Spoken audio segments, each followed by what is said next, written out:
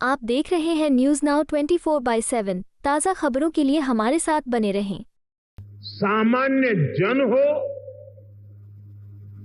अर्थनीति के एक्सपर्ट हो,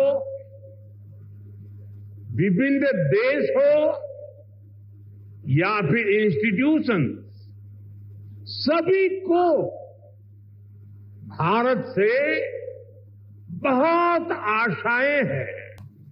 2 दशक पहले तक लोग एमपी में निवेश करने से डरते थे। आज एमपी इन्वेस्टमेंट के लिए देश के राज्यों से सब राज्यों में टॉप के राज्यों में उसने अपना स्थान बना लिया। जनवरी 2025 तक करीब 2 लाख इलेक्ट्रिक व्हीकल एमपी में रजिस्टर हुए। ये करीब 90% ग्रोथ है। मध्य प्रदेश के भोपाल शहर में ग्लोबल इन्वेस्टर्स समिट की शुरुआत हो चुकी है। पीएम मोदी ने इस समिट का उद्घाटन किया। अपने संबोधन की शुरुआत में उन्होंने समिट में देरी से आने के लिए क्षमा मांगी और बताया कि बच्चों की बोर्ड एग्जाम के कारण वो देरी से निकले ताकि बच्चे समय से सेंटर पहुंच जाएं। इसके बाद पीएम मोदी ने बताया कि बीजेपी सरकारों के नेतृत्व में मध्य प्रदेश ने पिछले 2 दशक में किस तरह ग्रोथ की है। पीएम मोदी ने कहा, जिस मध्य प्रदेश में कभी खराब सड़कों के कारण बसें तक ठीक से नहीं चल पाती थीं, वो आज देश की ईवी क्रांति के लीडिंग स्टेट में से एक बन रहा है। एमपी में जनवरी 2025 तक करीब 2 लाख ईवी रजिस्टर्ड हुए। ये दिखाता है कि मध्य प्रदेश आज मैन्युफैक्चरिंग के नए सेक्टर्स के लिए भी शानदार डेस्टिनेशन बनता जा रहा है। प्रधानमंत्री ने कहा, एमपी में टॉप 5 राज्यों में आने की क्षमता है। बीते 2 दशकों में इस प्रदेश ने ट्रांसफॉर्मेशन का दौर देखा है। हम एमपी के रेल नेटवर्क को मॉडर्नाइज कर रहे हैं। भोपाल का रानी कमलापति रेलवे स्टेशन सभी ने देखा ही होगा, वो सभी का मन मोह लेता है। इसी तरह यहाँ के 80 रेलवे स्टेशनों को अमृत भारत स्कीम के तहत मॉडर्न किया जा रहा है। उन्होंने कहा, मध्य प्रदेश में आज 5 लाख किलोमीटर से ज्यादा रोड नेटवर्क है। ऐसे में यहाँ लॉजिस्टिक्स से जुड़े सेक्टर की ग्रोथ तय है। सरकार ने बीना रिफाइनरी पेट्रोकेमिकल कॉम्प्लेक्स पर 50,000 करोड़ रुपए निवेश किए हैं। ये एमपी को पेट्रोकेमिकल का हब बनाएगा। मुझे यहाँ आने में विलम्ब हुआ, इसके लिए आप सबकी क्षमा चाहता हूं। विलम्ब इसलिए हुआ क्योंकि कल जब मैं यहां पहुंचा तो एक बात ध्यान में आई कि आज 10वीं और 12वीं के छात्रों की एग्जाम है और उसका समय और मेरा राजभवन से निकलने का समय क्लैश हो रहा था और उसके कारण संभावना थी कि सिक्योरिटी के कारण अगर रास्ते बंद हो जाए तो बच्चों को एग्जाम देने के लिए जाने में कठिनाई हो जाए। और ये कठिनाई न हो, बच्चे सब एक बार अपने एग्जामिनेशन सेंटर पर पहुंच जाए, उसके बाद ही मैं राजभवन से निकलूं, ऐसा मैंने सोचा। उसके कारण मैंने निकलने में ही 15-20 मिनट लेट कर दिया और उसके कारण आप लोगों को जो असुविधा हुई, इसके लिए मैं फिर से एक बार क्षमा मांगता हूं। साथियों, राजा भोज की इस पावन नगरी में आप सभी का स्वागत करना मेरे लिए गर्व की बात है। यहां इंडस्ट्री से विभिन्न सेक्टर्स के अनेक साथी आए हुए हैं। विकसित मध्य प्रदेश से विकसित भारत की यात्रा में आज का ये कार्यक्रम बहुत ही अहम है। इस भव्य आयोजन के लिए मैं मोहन जी और उनकी पूरी टीम को बहुत बहुत बधाई देता। साथियों, भारत के इतिहास में ऐसा अवसर पहली बार आया है जब पूरी दुनिया भारत के लिए इतनी ऑप्टिमिस्टिक है। पूरी दुनिया में चाहे सामान्य जन हो, अर्थनीति के एक्सपर्ट हो, विभिन्न देश हो या फिर इंस्टीट्यूशन, सभी को भारत से बहुत आशाएं हैं। पिछले कुछ हफ्तों में जो कमेंट्स आए हैं वो भारत में हर इन्वेस्टर का उत्साह बढ़ाने वाले हैं। कुछ दिन पहले ही वर्ल्ड बैंक ने कहा है भारत आने वाले सालों में ऐसे ही दुनिया की फास्टेस्ट ग्रोइंग इकोनॉमी बना रहेगा। ओईसीडी के एक अहम रिप्रेजेंटेटिव का कहना है future of the world is in India. कुछ ही दिन पहले क्लाइमेट चेंज पर यूएन की एक संस्था ने भारत को सोलर पावर की सुपर पावर कहा था।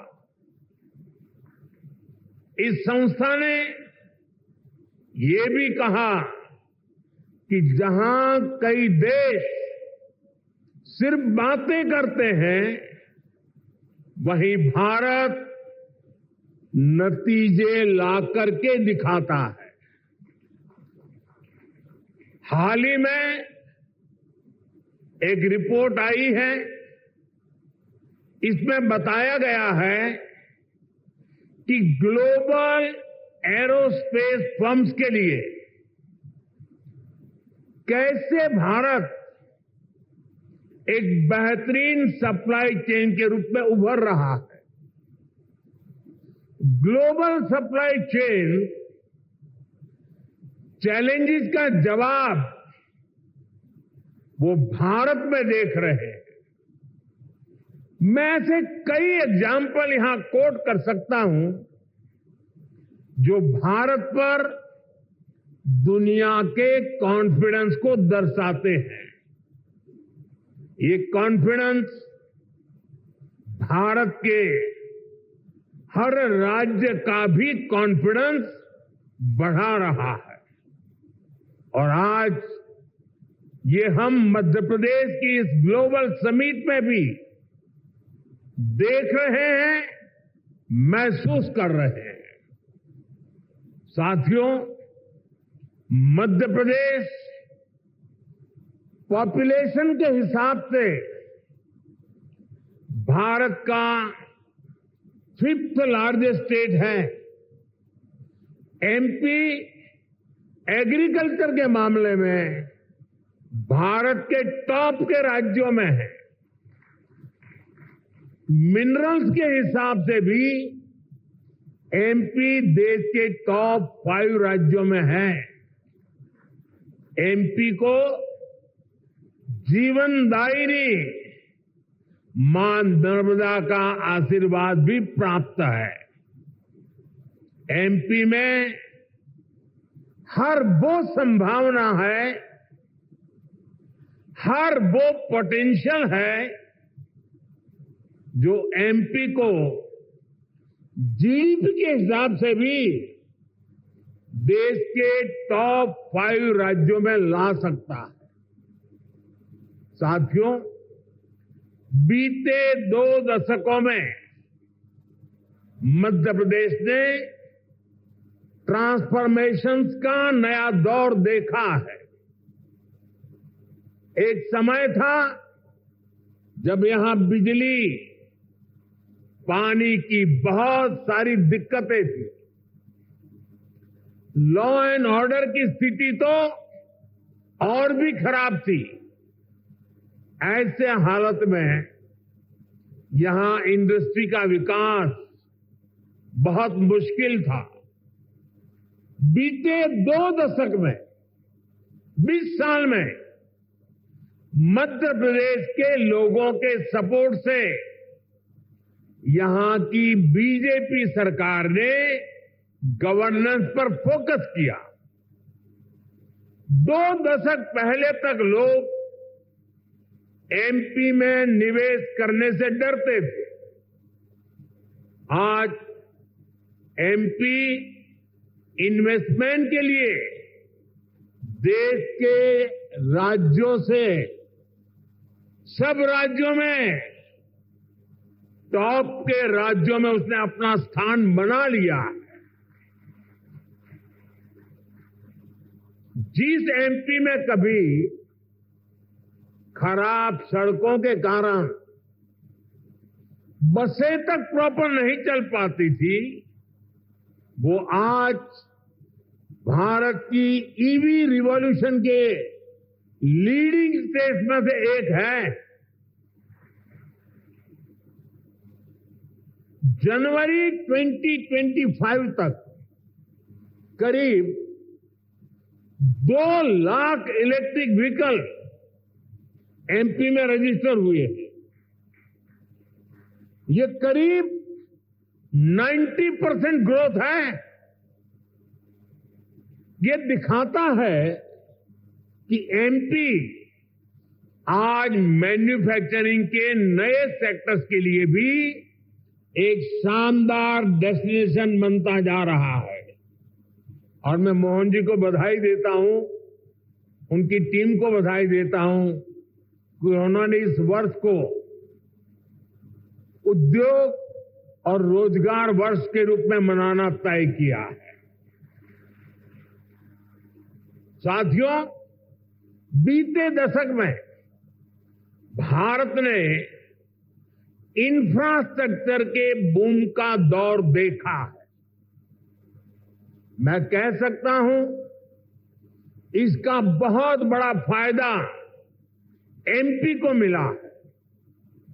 दिल्ली मुंबई एक्सप्रेसवे जो देश के 2 बड़े शहरों को जोड़ रहा है, उसका बड़ा हिस्सा एमपी से ही होकर गुजरता है। यानी एक तरफ एमपी को मुंबई के पोर्ट्स के लिए तेज कनेक्टिविटी मिल रहे हैं, दूसरी तरफ नॉर्थ इंडिया के मार्केट्स को भी ये कनेक्ट कर रहा है। आज मध्य प्रदेश में 5 लाख किलोमीटर से अधिक का रोड नेटवर्क है। एमपी के इंडस्ट्रियल कॉरिडोर्स मॉडर्न एक्सप्रेसवे से जुड़ रहे हैं। यानी एमपी में लॉजिस्टिक्स से जुड़े सेक्टर की तेज ग्रोथ तय है। साथियों, एयर कनेक्टिविटी की बात करें तो यहां ग्वालियर और जबलपुर एयरपोर्ट के टर्मिनल्स को भी एक्सपांड किया गया। और हम यही नहीं रुके हैं। एमपी का जो एक बड़ा रेल नेटवर्क है, उसको भी मॉडर्नाइज किया जा रहा है। एमपी में रेल नेटवर्क का 100% इलेक्ट्रिफिकेशन किया जा चुका है। भोपाल के रानी कमलापति रेलवे स्टेशन की तस्वीरें आज भी सबका मन मोह लेती हैं। इसी तर्ज पर एमपी के 80 रेलवे स्टेशनों को अमृत भारत स्टेशन स्कीम के तहत मॉडर्न बनाया जा रहा है। साथियों, बीता दशक भारत के लिए एनर्जी सेक्टर की अनप्रेसिडेंटेड ग्रोथ का रहा है। खासतौर पर ग्रीन एनर्जी को लेकर भारत ने वो कर दिखाया है जिसकी कल्पना तक मुश्किल थी। बीते 10 वर्षों में करीब $70 बिलियन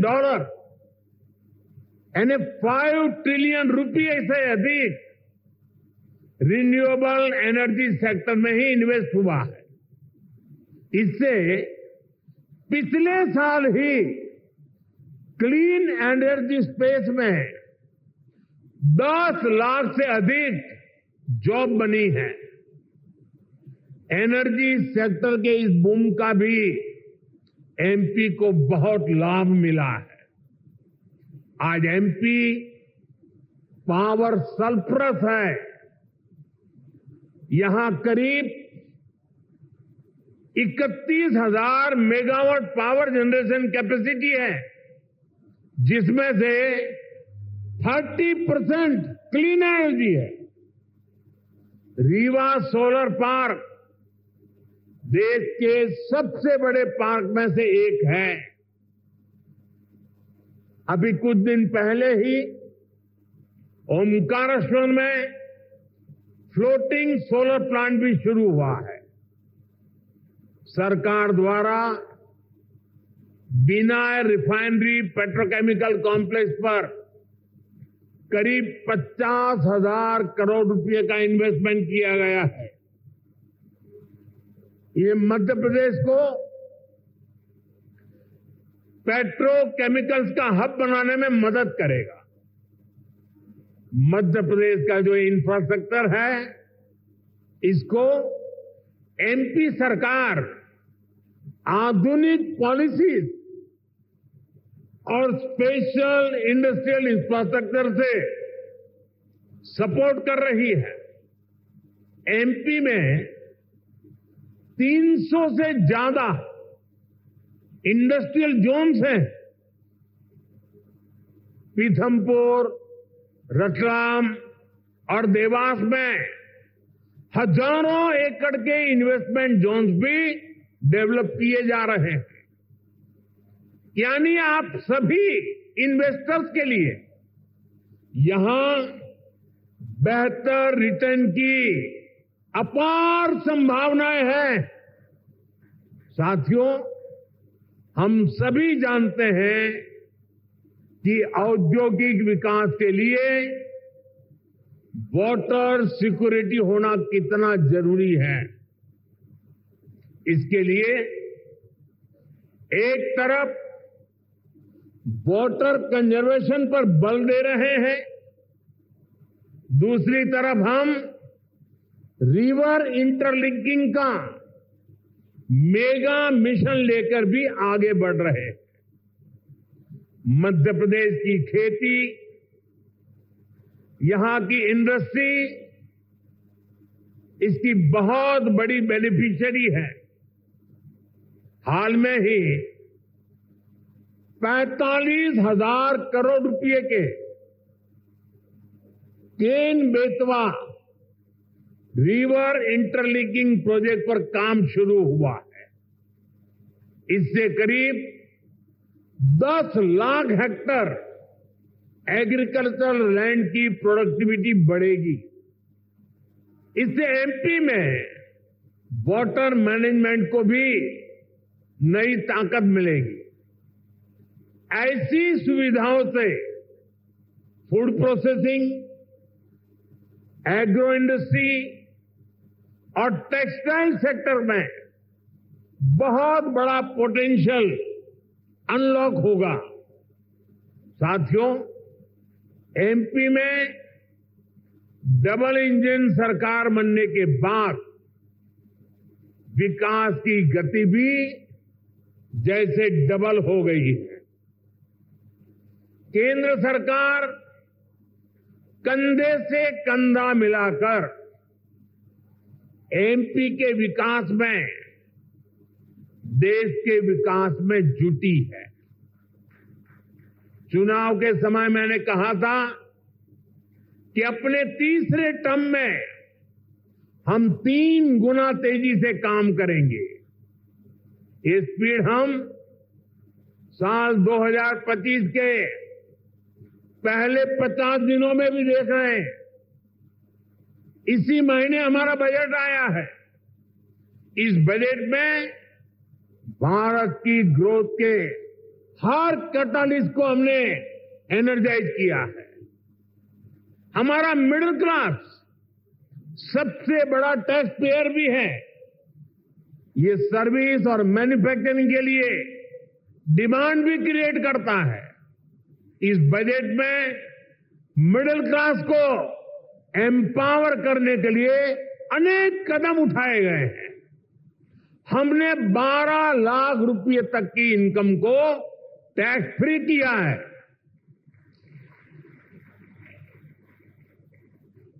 टैक्स स्लैब्स को रिस्ट्रक्चर किया है।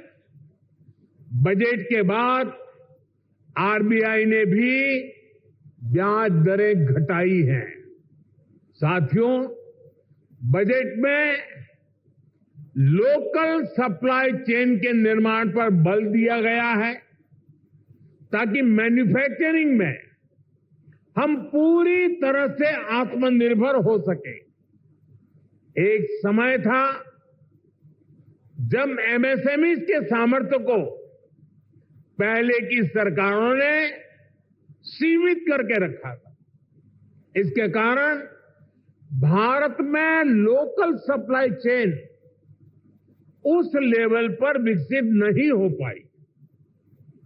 आज हम प्रायोरिटी के आधार पर MSME led local supply chain का निर्माण कर रहे हैं।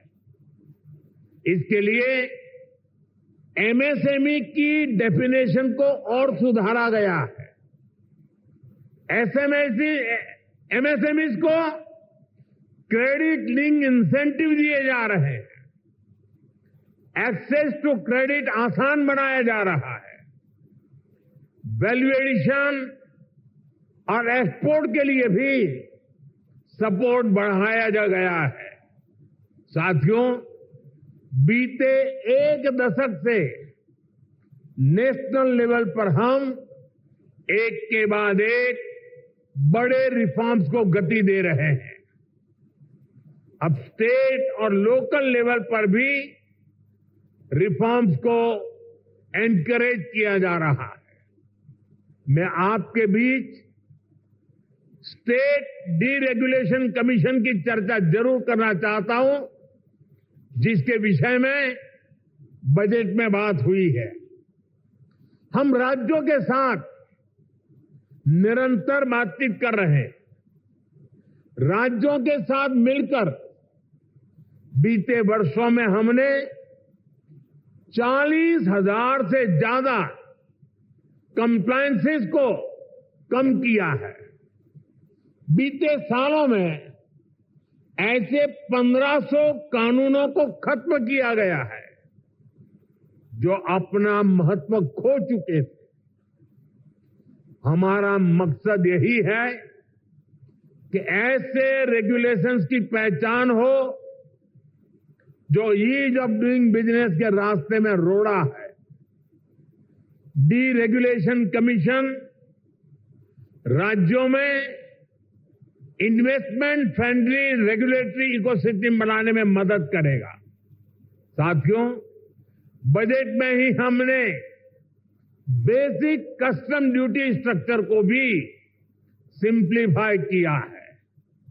इंडस्ट्री के लिए जरूरी कई इनपुट्स पर रेट्स कम किए हैं। कस्टम केसेस की असेसमेंट के लिए भी एक टाइम लिमिट तय की जा रही है। इसके अलावा नए सेक्टर्स को प्राइवेट एंटरप्रेन्योरशिप के लिए इन्वेस्टमेंट के लिए खोलने का दौर भी जारी है। इस वर्ष हमने nuclear energy, bio manufacturing, critical minerals की प्रोसेसिंग, लिथियम बैटरी की मैन्युफैक्चरिंग, ऐसे अनेक नए एवेन्यूज इन्वेस्टमेंट के लिए ओपन किए गए हैं। ये सरकार के इंटेंट और कमिटमेंट को दिखाता है। साथियों, भारत के विकसित भविष्य में 3 सेक्टर्स की बहुत बड़ी भूमिका रहने वाली है। ये तीनों सेक्टर्स करोड़ों नई जॉब क्रिएट करने वाले हैं।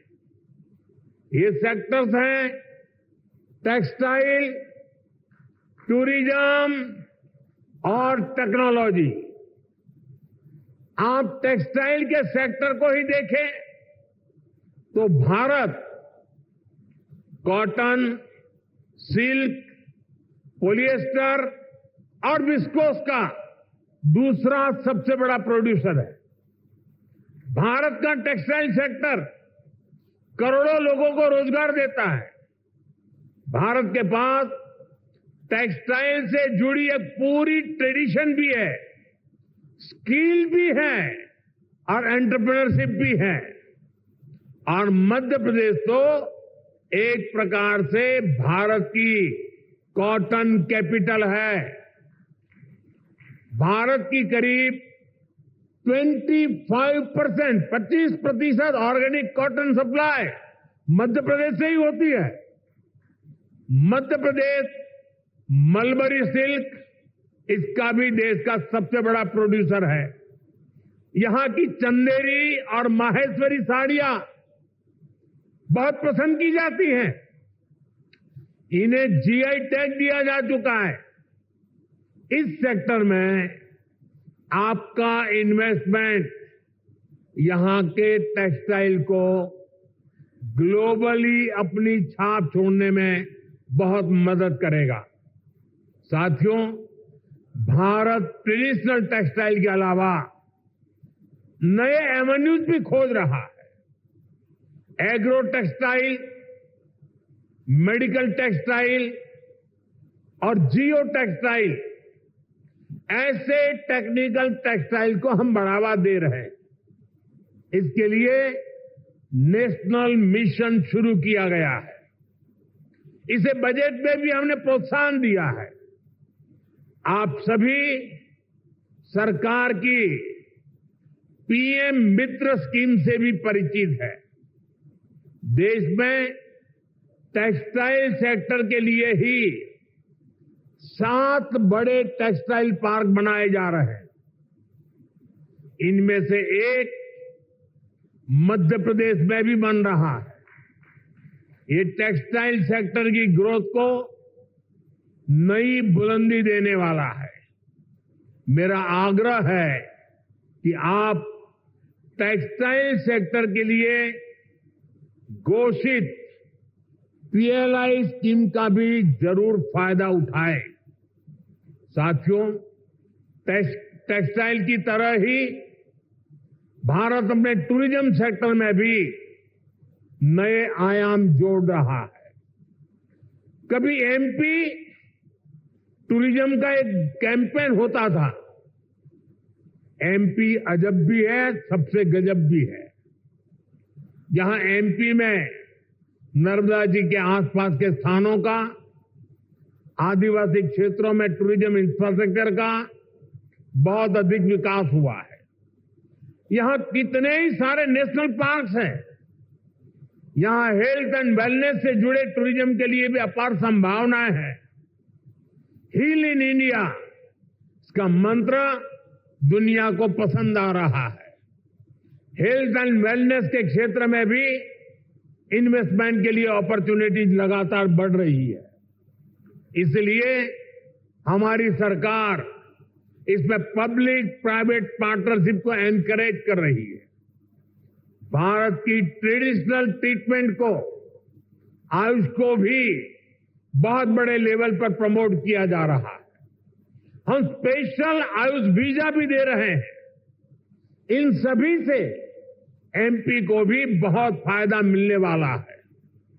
वैसा साथियों, आप यहां आए हैं तो उज्जैन में महाकाल महालोक देखने जरूर जाएं। आपको महाकाल का आशीर्वाद भी मिलेगा और देश टूरिज्म और हॉस्पिटैलिटी सेक्टर को कैसे एक्सपांड कर रहा है, इसका अनुभव भी मिलेगा। साथियों, मैंने लाल किले से कहा है, यही समय है, सही समय है आपके लिए एमपी में इन्वेस्टमेंट करने और इन्वेस्टमेंट बढ़ाने का भी यही सही समय है। एक बार फिर आप सभी को बहुत बहुत शुभकामनाएं, बहुत बहुत धन्यवाद। आपको यह वीडियो पसंद आया हो तो इसे लाइक करें, हमारे चैनल को सब्सक्राइब करें